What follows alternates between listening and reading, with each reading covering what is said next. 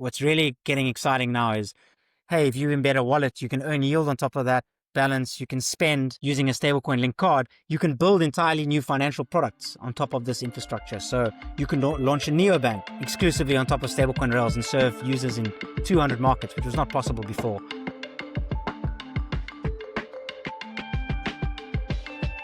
Welcome to another episode of 51 Insights. Today with Chris Harmse, co-founder and CBO at BVNK. Chris, welcome to the show. Oh, great to be here with you today. Looking forward to it. Yeah, likewise. Chris, it's a pleasure to have you on. BVNK is one of the leading stablecoin companies, and today we're going to unpack everything stablecoins and everything BVNK. First things first, on your website, you mentioned you want to accelerate global money movement. Can you unpack that a little bit? What is global money movement? What are we speaking about when you speak about global money movement and stablecoins? Yeah, I think it's important to realize that I guess each market today has kind of a domestic payment scheme where, money moves on top of. And each of those markets are kind of innovating at a different pace. You've got Pix in Brazil, which is an instant domestic scheme run out there by the central bank. You've got Singapore's got Fast, which is instant. I'm originally from South Africa. We don't have an instant, payment rail domestically in South Africa. And then if you think, how does money move cross borders? The only way to link all these systems up together today is through a system we know of as SWIFT, which is a messaging layer, and you add correspondent banks into that. So that's kind of how money moves today globally. It's domestic, the way it moves domestically, and then there's a way it moves cross-border. But those systems are all at different scales. They're all at different, different journey on their innovation to get to the holy grail of payments, which is real-time instant payments. So really for us, accelerating global money movement is allowing value to move seamlessly across these fragmented financial systems, making the entire, payment, whether it's cross-border, domestic, from one side of the world to the other, instant, always on, and global. And that's really the mission we're on. So when you look at what infrastructure can be used to make money move at the speed of the internet or make money move faster than it does today, that's where blockchains and stablecoins step in, because you can think about it as a new or a better way to link together all of those domestic payment schemes we just spoke about with a better system that's always on, that is instant and real time. And therefore, if you connect real-time payment rails in each of these domestic markets, you now have a global always on real-time payment system, which is arguably where we all should be striving within the payments industry, is to do payments instantly. If data and messages can move instantly around the world, value should be able to do that as well. And that's really what we've been building, is to bring that future about. Chris, you have a trading background. What sparked your interest in stablecoins a couple of years back, and what led you to eventually found BVNK? Yeah, so I was actually a FX spot trader at BNP Paribas, the French bank, and I actually traded a lot of these CBO currencies. So a lot of the exotic currencies you would think of if you're in Europe or traded a G7 desk or something. Everything else is exotic, and there trading FX spot is basically payments. It's doing payments for corporates. It's doing payments for institutional. So you would execute a trade in a millisecond using all these new trading tools and trading technology and quants that have built all these trading systems, and you'd execute these trades in a millisecond, and then you went to settlement and it ground to a halt. There was T+2 to settle that transaction, and then sometimes T+10 to actually receive your money because of the fragmented systems we just spoke about. And I always found that very strange, that trading technology had moved leaps and bounds forward in 20 years, and with the digitizing of trading, but the settlement infrastructure that settled those transactions hadn't moved forward. So being on an FX desk, Bitcoin used to pop up on the Bloomberg terminal, and, we'd have strong debates on the desk about what it is. Half the guys thought it was, absolutely nothing and bogus. And so it took me a while because to go down the rabbit hole, and kind of did that in 2016. Very much got impressed with Satoshi's vision for peer-to-peer electronic cash, i.e. a real system that could move value instantly, just like data moves instantly, and kind of left banking, started a small hedge fund in Cape Town, South Africa, was an early user of stablecoins because we were actually doing cross-exchange arbitrage as one of the trading strategies, and kind of had come off a bank trading desk where settlements and payments infrastructure didn't really work despite trading technology having moved forward. And then coming into this world where, hey, there was actually an infrastructure that worked. I could send $1 million on a beach on a Saturday and it would land instantly, and was really cool to me. So I kind of got a bit obsessed with blockchain as applied to payments. And obviously, when you're applying blockchains to payments, despite all of us wanting Bitcoin to work, it was just too volatile for payments. So step in stablecoins. So that's kind of how I kind of found my way into that. And actually, my ex-business partner introduced me to Jesse and Don, my co-founders, and they had the same idea. They had built the early doors of a crypto exchange in Africa, so they had some good infrastructure that they had already built, and I linked up with them, and we started building BVNK on this core kind of mission and thesis that you could use blockchains and stablecoins to move money instantly. And that kind of has developed over the last 6 years into what BVNK is today. What was your pitch at the very beginning, and how does that pitch look today when you speak to enterprises and corporates and you talk with them about stablecoins? Yeah, I mean, we just crossed 20 billion in TPV, and I think we've just crossed 320 people in the business. So yeah, it's grown significantly, and the brand BVNK was born in 2021, but like I mentioned, we've been operating the business for maybe 2 or 3 years before that as well. So it's kind of been around for 6 or 7 years in its current form, but the brand itself has been around since 2021. And yeah, I think in early days, approaching enterprise customers, and first you had to explain what crypto was, then you had to explain what a blockchain was, then you had to explain what a stablecoin was, and then you could get into telling them, hey, this is a better way to move money. Obviously, that has long since passed, given what we know about, stablecoin, news cycle, a lot of exciting developments over the last, 12 to 18 months, whether that's reg clarity, that's Circle's IPO, all these sorts of things that have just contributed to a groundswell or massive tailwinds in the market for stablecoin payments. So that has at least shifted. But I think today, you no longer need to explain what a stablecoin is, but you need to quickly get into understanding the enterprise customers' payment flows. Like, how complex are they? Do they move cross-border? And then really help them architect a way to think about what use case that stablecoins, what use case would best apply to their business and their payment flows. And then can stablecoins actually play a role in that use case? So that's really where we spend a lot of our time today. And that has shifted from 2 to 3 years ago, where people were large PSPs and that sort of thing. We're thinking about pilots and that sort of thing. That has shifted to today, where they're going live and they're doing billions of dollars of TPV, and we support many of those largest PSPs. But those same conversations I was having 18 months ago with PSPs, I'm now having with some of the largest enterprise customers in the world, where they're starting to think through, listen, how do we do this? What is the right use case to focus on? And that's really our advice, is like, pick one use case. There's a lot of stuff you could do with this infrastructure and this technology. Pick one use case, pick one that's a specific pain point to you and your business. And then let's work on, what that use case could look like, whether that's stablecoin payouts for a creator economy or a marketplace platform, whether that's stablecoin acceptance for, a merchant who's selling in 80 markets around the world and actually doesn't want to take the FX risk anymore and just wants to collect digital dollars at point of checkout. So depends on the use case, but that's really how the conversation has shifted. We just released a big report as well on stablecoins, and some of the use cases we looked at were international business payments, payroll, digital commerce, corporate treasury operations. What are the major use cases that you see in the market? What's most prevalent among your clients? Where do you see the most potential? Yeah, so we see, we like to think about the product stack that we're building across 6 economic primitives, call them payment primitives. The first one would be send. So this is payouts. That could be a B2B or a B2C payout. It might be someone paying an invoice on a B2B side, or it might be a payroll payout, which is a B2C payout, or some sort of creator payout for a creator platform. We then have receive, which is stablecoin acceptance. Hey, I today accept cards, I accept some forms of digital wallets like PayPal, but I actually want to accept stablecoins at checkout and completely bypass the card networks and do these payments and accept these payments on blockchains.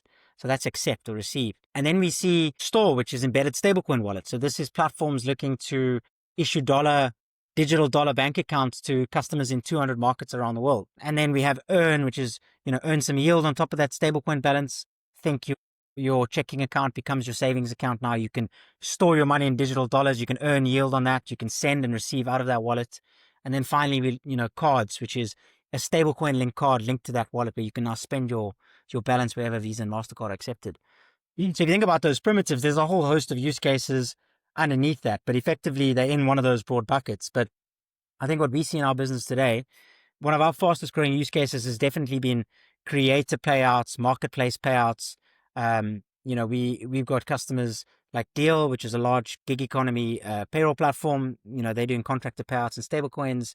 We see B2B payments as well, where, people are paying invoices cross-border in stablecoins. On the receive side, we see large retail trading platforms who are in Europe, and they've got customers in 80 markets. Those customers are now topping up their stock trading accounts in stablecoins, which is seamless and instant. So we see that kind of funding use case for receive. And we're starting to see the early signs, and probably one of the more exciting ones for me on the receive side, around e-com platforms, e-com really starting to accept stablecoins at checkout, which I think is what you really need to get that use case to go vertical. Is we need people to be on their Amazon account paying with stablecoins. I don't think we're there yet, but I think there's some early signs like the Shopify, Coinbase announcement where they're going to start accepting stablecoins at the Shopify e-com, at the e-com store. So I think those are quite exciting and ones we see a lot of. We see less of the treasury B2B type treasury use cases. What we do see is stablecoin settlements for PSPs. So a PSP will process a fiat transaction and are settling their merchants faster, seamless, cross-border using stablecoins. And I think that those are some of the larger ones, across our 20 billion of TPV. But I think what's really getting exciting now is those are all kind of stablecoin payments use cases, but we're starting to see, hey, if you embed a wallet, you can earn yield on top of that balance, you can spend using a stablecoin linked card, you can build entirely new financial products on top of this infrastructure. So you can launch a neobank exclusively on top of stablecoin rails and serve users in 200 markets, which was not possible before. A neobank would have had to launch in each market and this sort of thing. So I think, I'm quite excited about like that new bucket of use cases popping up with, hey, you can actually launch banking products on top of stablecoin infrastructure, not just do payments, pay-ins, payouts, that sort of thing. Yeah, absolutely agree. And one of the companies we just had on the show is OpenTrade. OpenTrade is a company that offers different yield products along the risk curve for payment providers, but also exchanges for users to then use their stablecoins and earn money on their stablecoin amounts. So a lot of exciting use cases, Chris. Let's unpack that a little bit more. What is the real advantage of using stablecoins? What makes them so appealing? So it goes back to the underlying infrastructure. So if you think about stablecoins as applied to payments, what is different? Like, today banks close on the weekend. So firstly, you don't have a 24/7 always on real time payments rail. So, so when you think about payments, the three key pieces are like speed, cost, and reliability of that payment. On speed, you're always going to win because this is real-time instant infrastructure that's on 24/7, 365. The second piece of that is cost. At the core infrastructure level, to process a blockchain transaction is really just costs the gas fee. There's other fees on top of that for conversion, this sort of thing. But if you compare that, so, you're winning out a lot of pure infrastructure cost as well. And then the last one is like reliability of a payment. And that includes like things like transparency. Can I see where, payment statuses and that sort of thing? So I think the reason stablecoins make sense, and they make sense specifically for cross-border, anytime money is moving cross-border, is because of those three things. You get, instant settlement, so your speed is there. You get a very low cost to process a $1 payment, or $1 billion payment will cost the same on a blockchain. And then thirdly, you get that transparency, i.e. you can check where that payment is, the status of that payment through block explorers versus if anyone's worked in payments, they would know what it feels like to chase down a MT103 Swift message where no one can find the money. It's somewhere in the pipes. You're not really sure which bank it's at. So you get a lot more transparency. So I think speed, cost, and transparency, or, and reliability or transparency of the payment, you win. So that's where they really shine on the payment side. But I think on the building why dollars, what digital dollars shine globally is people in the global south or in emerging markets struggle to get access to dollars. So by giving them away through a easy crypto wallet that they can get on any smartphone, so it's that permissionless nature to get access to dollars versus it's difficult for someone even in South Africa, let's say, with exchange controls and how many dollars you can buy. Can you even get your hands on dollars? This infrastructure and this technology allows you to get dollars globally pretty easily with an internet connection or a smartphone. And there's insatiable demand for dollars still. It still is the world's reserve currency. So I think that use case really drives a lot of the demand for digital dollars outside of large developed markets. Stablecoins have really exploded in 2025. Not only the stablecoin narrative, but also stablecoins as a tool and technology. Stablecoin supply sits now at around $270 billion US. Why do you think it happened in 2025. And what were for you the main catalysts that you looked at personally, but also with BVNK, and you really thought, wow, this is amazing that this is happening, and this will be a breakthrough for stablecoins? Yeah, I think there's three things really. So like I said, we've been building in the space for, over 6 years now. And early on, there were three things that weren't there. And arguably some of them were headwinds to the whole industry likes. So the first one is really regulatory clarity. So, MiCA coming in Europe, obviously the new administration pushing through the Genius Act in the US. I can't underestimate, the impact that has had on just people willing to interact with stablecoins, enterprises now having a clear framework, being able to start building and transacting with stablecoins and that sort of thing. So that regulatory clarity was one of the ingredients. The second one is you needed a critical mass of TPV, so payments volume, to really start serving enterprise level use cases because, and I think it's taken some years to build that transaction volume up, but you can go look and however you want to look at the data, total transactions in stable coins is somewhere in the region of like 27 trillion annually, more than Visa and MasterCard. But a lot of that is still trading related. So if you strip out just payments related, that's already got into 10 trillion, which is like 3 times the size of PayPal, almost rivaling Visa's kind of transaction volume. So with those transaction volumes comes increased liquidity, comes decreased costs, as we spoke earlier. So I think you needed that to really get into the enterprise. And then the last one was a critical mass of users who had stablecoin wallets and wanted to interact with stablecoins. And that's really where we've seen that, the global South lead, where there were high, young populations, high adoption of, digitally native and lack of access to, traditional financial products, but also lack of access to dollars, and stablecoins solved that problem. So now you had regulatory clarity, serious amounts of TPV, which, you need to kind of do any sort of serious payment volume. And then a critical mass of users demanding this from their merchants, their whether were the businesses or these local domestic platforms. So those confluence of factors came together, I would say, middle of last year. And as things started getting clearer and clearer across those three, and those numbers went up and to the right, and the regs came through, you had this kind of explosion of activity across the stablecoin market. So yeah, I think it really has been an exciting year, but it seems to keep accelerating basically. So we were really excited into the back end of last year, and our growth is actually accelerating which is really good to see. Even at the 20 billion TPV mark, we're seeing faster growth than we have historically. Agree. I feel it keeps accelerating, not only on the stablecoin payment provider side, but also on the issuer side. It feels like everyone is now racing to start issuing their own stablecoins. One of the things we've been looking at is how do those stablecoin issuers behave in the long term, and how competitive will they be with the stablecoin issuing business model, which basically means issuing stablecoins, accepting money for that, and then deploying that money for a yield and making tons of profit on that. And we feel that this might be a race to the bottom. How do you see that playing out? Do you think the stablecoin infrastructure play is a race to the bottom? Is it a margin business? Is it a scale business? Is it both? How do you see that? Yeah, I think you've got to separate issuing stablecoins, as you've mentioned with Tether, which is a very profitable business, as you said, in a high interest rate environment. Obviously, we saw rates being cut on Wednesday, and the distribution, which is really the payment providers.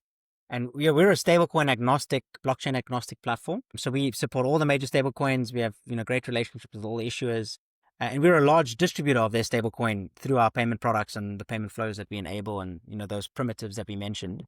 And I think you can already see that issuance is a very profitable business, but a lot of any new stable, so there was a first mover advantage for Tether, but a lot of the new stable coins being issued have to give away almost all of that yield to try get distribution. So arguably you're seeing Coinbase, Circle. Coinbase keeps the lion's share of Circle's yield because they're the distribution partner for USDC. So I think you're seeing that tension between distribution and issuance. Long term, I think, and you've already seen USDG, Paxos's a consortium stablecoin that they issued. I think issuers end up similar to money market funds, just on the blockchain, basically. It's a wrapper to invest in treasuries, and you'll take a small fee for providing that wrapper, which is more like a management fee, like a money market fund would charge, and not be able to keep all of that yield. And you'd actually have to pass all that yield onto the end user, which is really the promise here, is you want to pass treasury yield onto the user of that stablecoin, or who's actually using or interacting with that stablecoin, whether that's the user in Argentina, South Africa, Nigeria, or that's the business in Hong Kong or whatever that's opted to use stablecoins. So I think long term, I think most of the yield will be given through to the consumer, how it should be. You shouldn't be keeping the yield at the issuer level. And the more stablecoins there are, the more blockchains there are, the more fragmentation and complexity there is for the user and the end business. And that's really where we come in. We solve all of that complexity. We make blockchain payments as easy as bank payments. You don't need to care what stablecoin you're using, what blockchain it's running on. We abstract all of that complexity and take care of that for the enterprise customer and their end user. So I think there's a lot of value in providing stablecoin payments infrastructure to use this new technology to do payments, regardless of what stablecoin it runs on top of or what yield the issuer is passing back to the user. You saw now players like Stripe launching their own blockchain, Tempo getting into the blockchain payments game. You saw Circle launching their own blockchain, getting into the payments game. What went on in your head when you heard that announcement from Stripe? How do you see that? And how do you make sure that BVNK is competitive against behemoths like Stripe entering the market now? I think issuing your own blockchain. I mean, if you think about the infrastructure to do a stablecoin payment, there's the blockchain, like let's say base layer. There is the wallets you need that will live on top of that blockchain. There's the orchestration to build payments, payments workflows and that sort of thing. And then there's that connectivity back into the fiat world. Naturally, you can see Stripe are trying to own every part of that stack. They already own the fiat stuff through their existing Stripe business. They acquired Bridge for the orchestration. They acquired Privy for wallets, and now they're launching their own blockchain. There's value in owning that full stack. Let's see how it plays out. I think more blockchains fragments liquidity and creates more complexity for the end user. And so again, that probably plays nicely. The more blockchains there are, the more complexity, the more fragmentation, and therefore the more businesses like ours can work with enterprise customers to, not worry about what blockchain it runs on and just be able to make a payment seamlessly. And yeah, I think because we also own our own full stack, we're not dependent on any other kind of wallet infrastructure platform. We have all of that in-house. Our stack is called Layer 1. So through that, we own our own destiny in terms of wallet infrastructure, how we interact with all these blockchains and that sort of thing. So I think we're really well positioned to, as more stablecoins come to market, more blockchains come to market, more complexity gets injected, more fragmentation happens to really, make it easy for customers to use this technology, because ultimately that's what you need. It needs to solve a real problem, and making it simple and easy to use is kind of where those two things meet. So we're quite confident in our, in our product roadmap, what we're building, the infrastructure that we have, the customers that we're winning.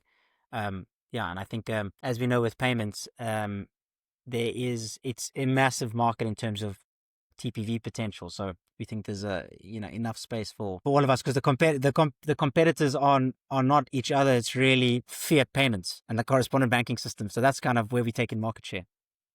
Yeah. So you basically offer your clients the whole range of blockchains available, and depending on their needs, you give them the most performant chain. And my question back would be, do your clients even have a preference for what blockchain they are going to use? No, I don't. It's similar to does anyone care how the underlying Visa network works? They just want to tap their card and it works basically. So I think whatever's obviously going to make a payment instant and give that user experience that they're used to in the fiat world, we need to recreate that user experience on the blockchain side. And I think the way to do that is with high performant, fast TPS type blockchains. So you're seeing, but at the enterprise merchant level or customer level, no, there's no preference for a blockchain.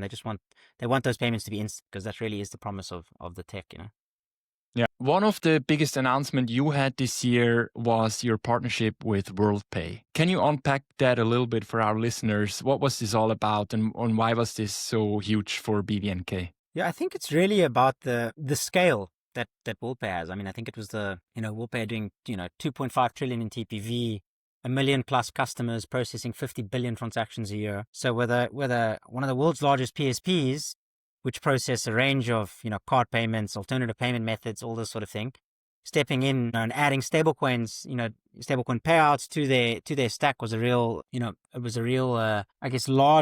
largest scale deployment of stablecoins into a merchant base, a TPV base and that sort of thing. So it was really exciting, and that has really allowed WorldPay's merchants to pay out in stablecoins in dollars, basically in digital dollars, into 180 plus countries around the world.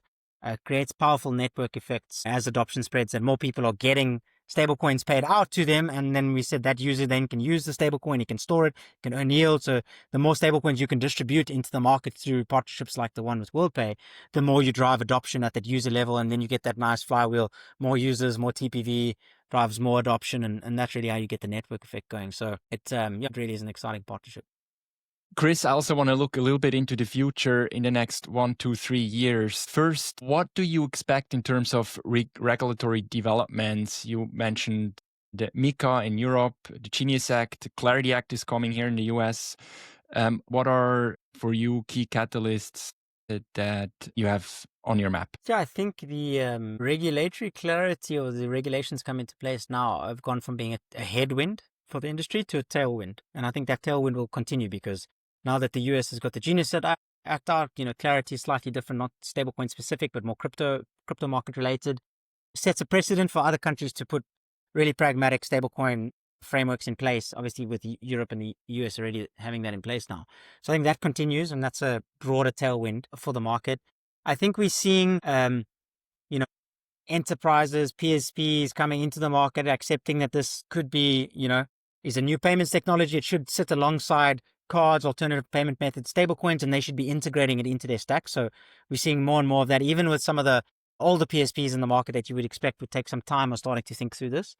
And then I think, so that's on the PSP side, which is obviously and then there's also the merchants themselves. So the large enterprise customers who have these complicated payment workflows. These businesses are global. They're accepting payments in 200 countries around the world. Think marketplaces, think big tech and all this sort of thing. And I think what we're really watching is, again, that flywheel of more users, more TPV, continued regulatory clarity drives more enterprise adoption. So I think we're still at the early stage of really enterprise adoption.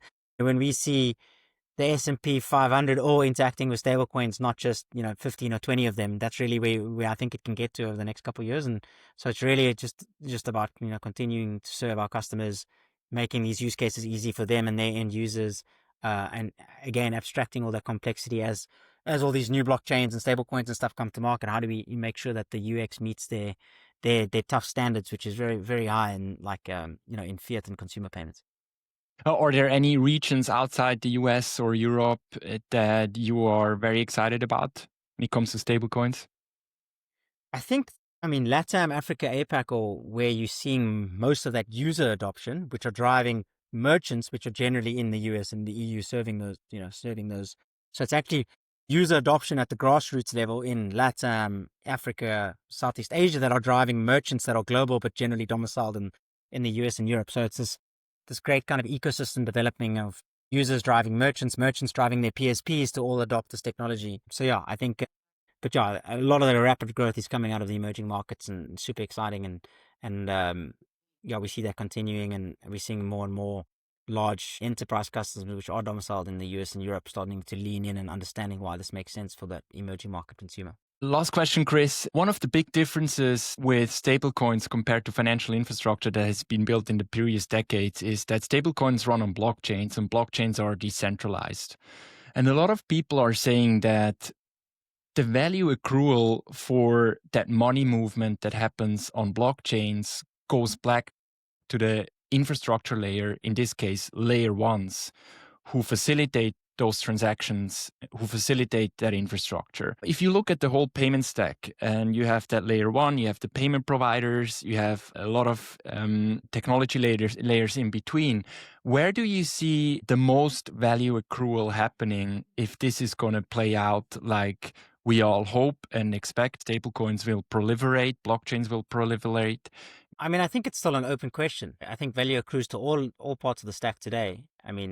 I think ultimately at the pure infrastructure layer, there you want not just payments to live on your chain, you want a whole bunch of other use cases. And yes, you pay fees to the network through gas fees to process those transactions. And I think that will proliferate. But I don't think like out of every dollar of let's say it's $100 payment and the fees are whatever, $1.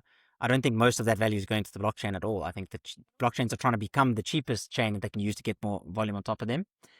But then there's a whole host of other things. There's that orchestration in the stack. There's how do you issue wallets on top of those blockchains? And then you also have to, which we haven't really spoken about, is like how do you do KYC, KYB, transaction monitoring in this world of on-chain blockchain payments. So obviously we're a heavily regulated and licensed financial institution in the UK, EU, soon to be Singapore and the US. And we are have the regulatory responsibility for travel rule compliance, screening all these transactions. So there's a compliance cost to having this open, permissionless, always on infrastructure, but you still need to make sure that you are doing payments in a regulatory compliant way. And there's a cost to doing that. So I think payments are not they're a multi-layered beast, I would say. And all of those layers are there for a reason. Like the compliance layer is there to prevent financial crime. And, that orchestration layer and is there to actually process the payments and this sort of thing. So I think, I don't think it's like where it gets into the layer. I think all of those layers are important to actually deliver ultimately a customer experience or a use case that actually solves a problem for a customer in real life. I think everyone's gonna, has a part to play in the stack to bring that to fruition. And then just following up on that KYC part that you mentioned, because I think it's very important. Crypto and blockchain is much more transparent than traditional payments because everything is on chain and everything is transparent, visible, and openly accessible. At the same time, it's super challenging because you have participants in the system who have their own wallets that are not tied to an identity often, but still you need to somehow facilitate that KYC. And how do you solve that? And what is your biggest challenge or maybe the biggest unlock now with blockchain when it comes to KYC? Yeah, I think you've got to think through KYC. So travel rule has been implemented in blockchain, and travel rule has been around in the fiat world for a long time. And exactly to your point, like you need to know who's making the payment, like attach, the ultimate sender or the ultimate beneficiary needs to be known in the payment chain, and that data needs to move with the payment effectively. And this is how you fight financial crime and, do transaction monitoring. So that rule has been implemented in blockchain. And exactly to your point, blockchains by definition, are pseudonymous addresses. You can't really tie it back, but I think you have to split it into two things. There's custodial platforms, think Coinbase, think Kraken, think BVNK, where we do have to KYC our customers. We regulated, you KYC them and their names are attached to a specific wallet, and we provide that data with the payment payload because of travel rule compliance. But it gets us a little bit more tricky, and that's everywhere in the market now. Everyone who's regulated needs to be travel rule compliant, depending on what region you're in. That's been rolled out in most regions.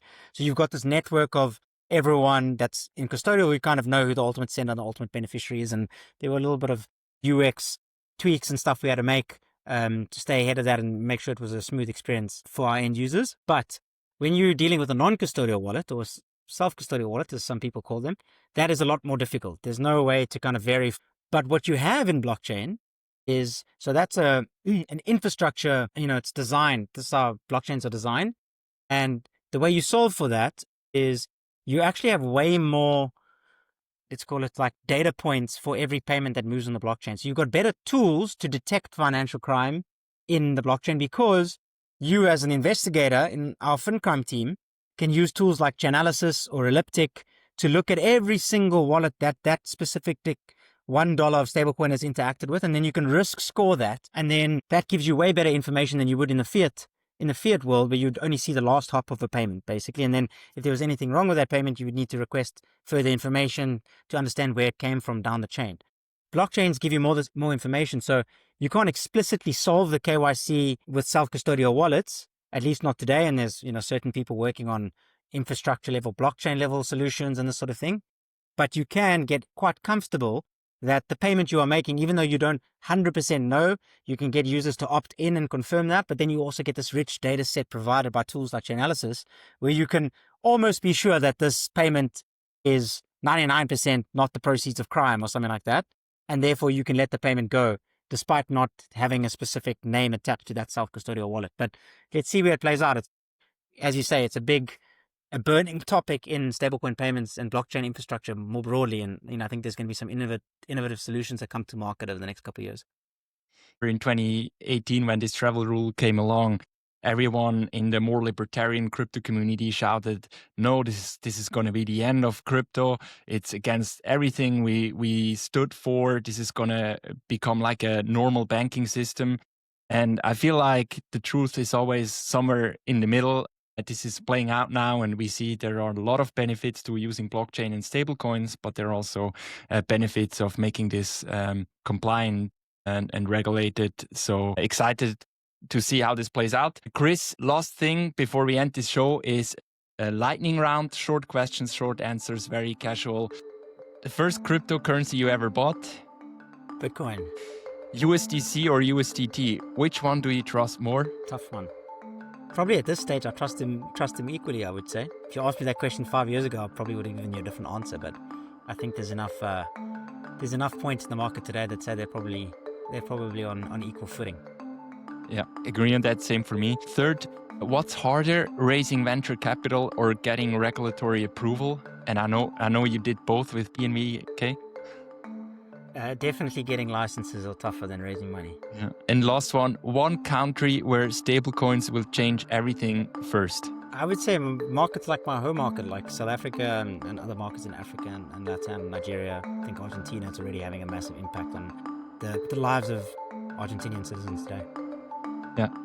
All right, Chris, thanks so much for coming on the show. This was great. Where can people find more about you and BVNK? You can find us at bvnk.com, and you can find me at LinkedIn under Chris Harmse. I'm mostly active there. And yeah, it's been great, Mark. Thanks for having me.